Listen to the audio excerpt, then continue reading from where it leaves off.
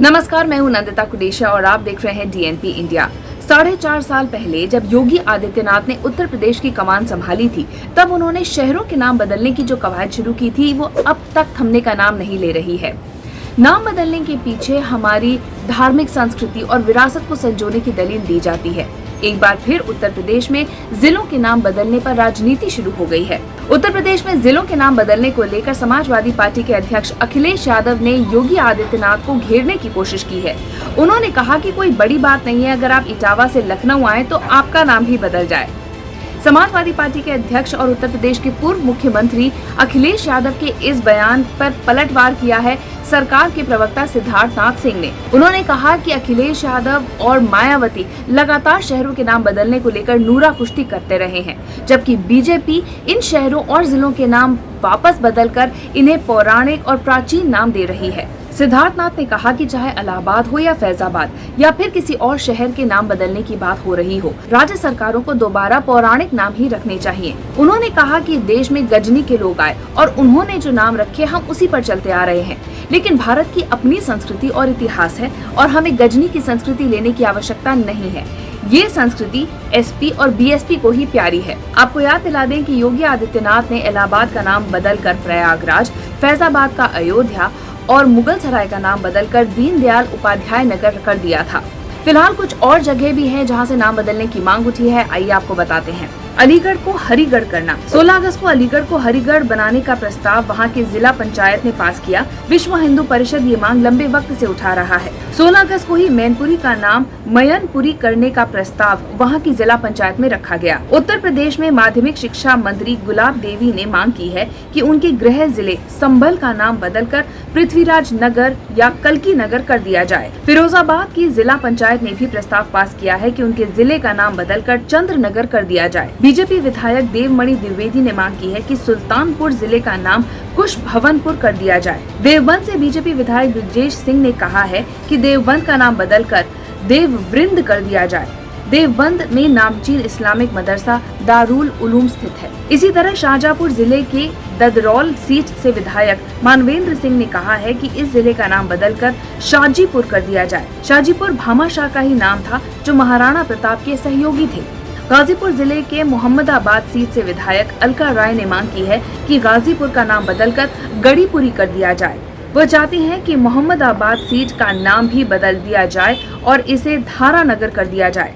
उत्तर प्रदेश के जौनपुर जिले के केराकत से भाजपा विधायक दिनेश चौधरी ने जौनपुर का नाम परशुराम के पिता ऋषि जमदग्नि के नाम पर करने की मांग की है। कभी इतिहास, कभी परंपरा, तो कभी लोगों की भावनाओं की आड़ में या फिर कभी महज राजनीतिक फायदा उठाने के लिए ही सड़कों और शहरों के नाम बदलने की कवायद चली आ रही है। देश में ऐसे तमाम शहर हैं जहां दर्जनों सड़कें पुराने अंग्रेजों के नाम पर बनाई गई हैं।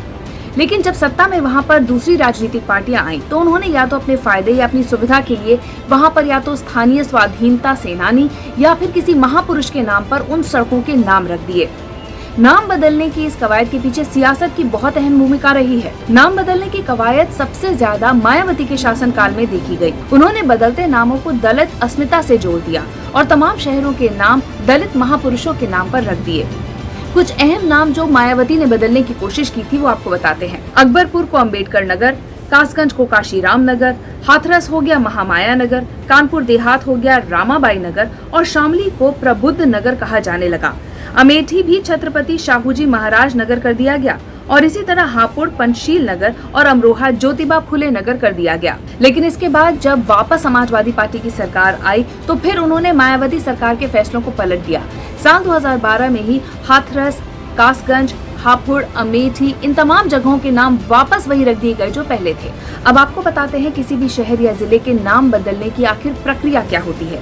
तो किसी भी जिले का नाम बदलने का जो प्रस्ताव है वो या तो वहाँ के स्थानीय लोग या फिर जनप्रतिनिधि की तरफ से आता है।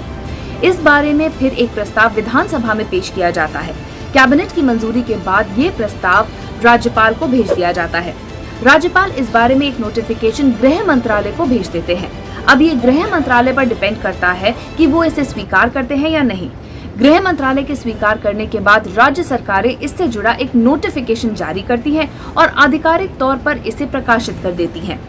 इसकी एक कॉपी जिले के डीएम को दी जाती है। डीएम इसके बाद जो तमाम विभाग हैं और उनके प्रमुख हैं उनको सूचना देते हैं और फिर नाम बदलने का काम शुरू हो जाता है। तो नाम बदलना आसान काम नहीं है।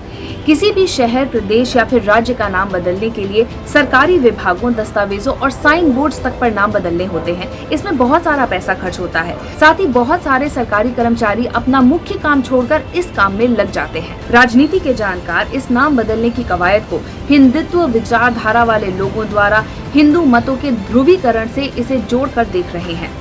जानकारों का कहना है कि उत्तर प्रदेश में अगले साल विधानसभा चुनाव होने वाले हैं। ऐसे में बीजेपी और संघ दोबारा उत्तर प्रदेश में जीत हासिल करने की कोशिश करेगी और ऐसे में हिंदू मतों का पोलराइजेशन करने के लिए ही नाम बदलने के इन प्रस्तावों की बाढ़ आ गई है।